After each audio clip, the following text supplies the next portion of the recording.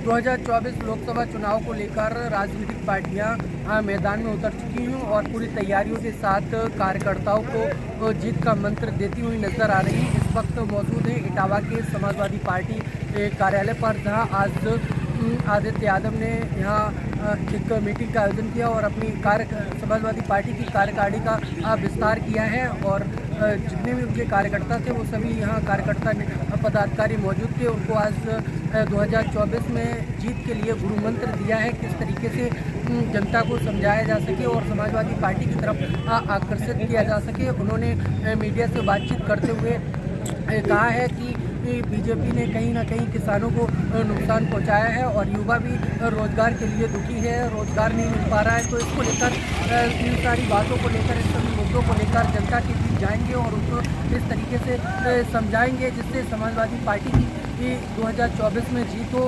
और इंडिया गठबंधन को उन्होंने मजबूत बताते हुए कहा है कि 2024 में पूरी तरीके से समाजवादी पार्टी की ही सरकार बनेगी। देखिए, आज जिला इटावा के नगर के अध्यक्ष और नगर की कमेटी का हम लोगों ने घोषणा की, जिसके अंदर सभी समाज के लोगों को पार्टी ने जोड़ा है। और मुझे पूर्ण विश्वास है कि आने वाले 2024 में यही कमेटी है, यही संगठन है जो चुनाव लड़ता है और यही चुनाव लड़ाता है।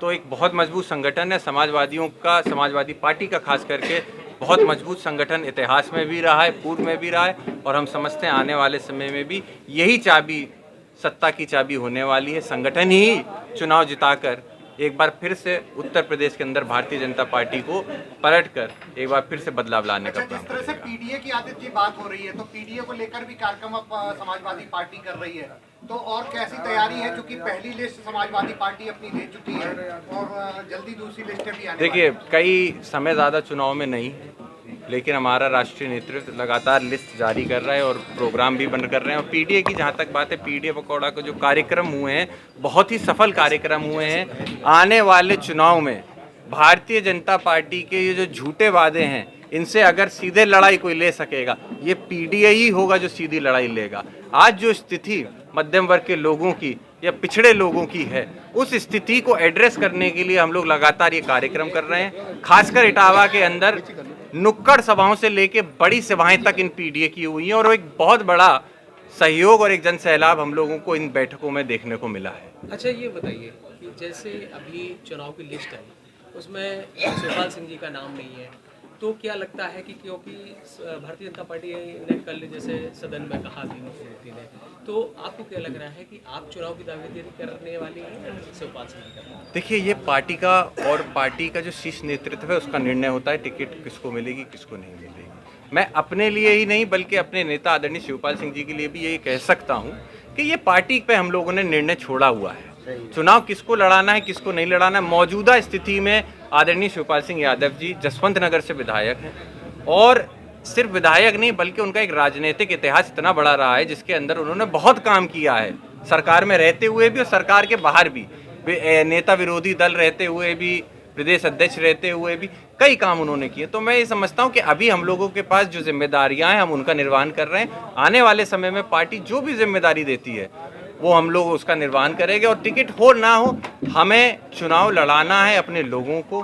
हमारा लक्ष्य है 2024 का, इससे फर्क नहीं पड़ता प्रत्याशी कौन बनेगा कौन नहीं बनेगा, जीतना समाजवादी पार्टी को ही है। कितनी सीटें उत्तर प्रदेश में आप लक्ष्य लेके चल रहे हैं कि समाजवादी पार्टी को? देखिए, हमारा तो लक्ष्य है कि 70+ हम लोग किसी भी तरीके से लेके चले। हमारा लक्ष्य हम उसको रख रहे हैं क्योंकि उत्तर प्रदेश के अंदर बहुत जन जन के अंदर आक्रोश है, रोजगार कहीं मिल नहीं रहे हैं, किसानों की क्या स्थिति हो चुकी है, खाद की आज की डेट में क्या स्थिति है, महिलाओं के साथ बढ़ रहे उत्पीड़न को देखते हुए, भ्रष्टाचार को देखते हुए, पहले तो पुलिस के द्वारा, थानों के द्वारा लूट हो रही थी, आज के समय पे बिजली विभाग के अधिकारियों द्वारा लूट हो रही है। तो ये सारे मुद्दे हैं जिनको लेके हम लोग लोगों के बीच में जाएंगे तो निश्चित ही एक बहुत बड़ा सहयोग हम लोगों को, समर्थन हम लोगों को मिलेगा। खासकर इटावा के अंदर जो मौजूदा सरकार के प्रतिनिधि हैं, चाहे वो विधायक हो, चाहे वो उनकी जिला की कमेटी हो, सब लोग व्यक्तिगत तौर पे अपनी जेबें भरने का काम कर रहे हैं। आज हम आप चले जाएं किसी भी तरफ देख लीजिए, विवादित जमीनों पे सबसे पहले विवाद फैलाना, उनको हक जमाना, ये काम भारतीय जनता पार्टी के लोग यहाँ कर रहे हैं। तो इसका जवाब मुझे लगता है जनता आने वाले 2024 में निश्चित देगी। ये बताइए कि जिस तरह से इंडिया टुडे का सर्वे और सी वोटर्स का सर्वे आया दिसंबर जनवरी का, उसमें विपक्ष गठबंधन को मात्र 7 सीटें और सत्ता पक्ष को 72 सीटें दिखा रहे हैं और कांग्रेस को 1। आपको क्या लग रहा है? देखिए, ये एनालिसिस है, ये कोई पत्थर पे खिंची हुई लकीर नहीं है, कोई पक्की बात नहीं है। सबके सर्वेज होते हैं, समय समय पे सर्वेज आते हैं, कुछ के सही होते हैं, कुछ के गलत होते हैं।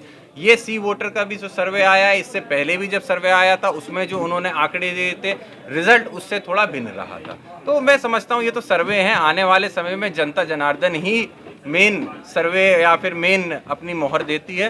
तो जो वो मोहर देगी, मुझे समझ में, मुझे पता है, भरोसा है कि योगी आदित्यनाथ ने कहा है कि हम पांडवों ने 5 गांव मांगे थे और हम तो 3 ही मांग रहे हैं, अयोध्या, काशी और मथुरा। नहीं तो बिल्कुल, वो देखिए, वो मुख्यमंत्री हैं, वो 5 क्यों, वो पूरा प्रदेश है उनका, वो कुछ भी करें वहाँ पे, उसके लिए उनको कौन रोक रहा है। लेकिन इसका जवाब कौन देगा कि जो रोजगार की आज स्थिति है, जो महंगाई की आज स्थिति है, जो मध्यम वर्ग के व्यापारियों की स्थिति है, जो महिलाओं की स्थिति, इसके लिए कौन जिम्मेदार है। आपने 3 गांव की तो बात कर दी, लेकिन उन गांव के अंदर कौन जाके देखेगा जहां पे बीमारी से लोग मर रहे हैं, या रोजगार से या भुखमरी से लोग मर रहे हैं, वहां कौन जाएगा। तो ये सरकार भ्रमित करना, समय समय पे जो भ्रमित करती है, ऐसा काम ना करे। सरकार का जो अपने दायित्व हैं, उन दायित्वों को निभाने का काम। अच्छा, आरएलडी की नजदीकियां भाजपा से होती जा रही, किस तरह से देख रहे हैं गठबंधन को, कितना नुकसान? देखिए, ये जहां तक आरएलडी का सवाल है, जिस तरीके से भारतीय जनता पार्टी ने किसानों का उत्पीड़न किया, कई 100 किसान धरने पे जब दिल्ली में बैठे थे मार दिए गए। एमएसपी और अपनी कुछ मांगों के चक्कर में सर्दी, गर्मी, बारिश, धूप सब उन्होंने झेली, और ऐसे में आरएलडी उनके साथ खड़ी थी। तो मेरा पूरा विश्वास है आरएलडी के प्रमुख जयंत चौधरी जी भी किसानों के साथ हैं और किसानों की ही हमदर्दी हैं। आने वाले समय में वो कहीं भी नहीं जाने वाले, वो निश्चित ही इंडिया गठबंधन के साथ ही भारतीय जनता पार्टी को हराने के लिए प्रण रहेंगे।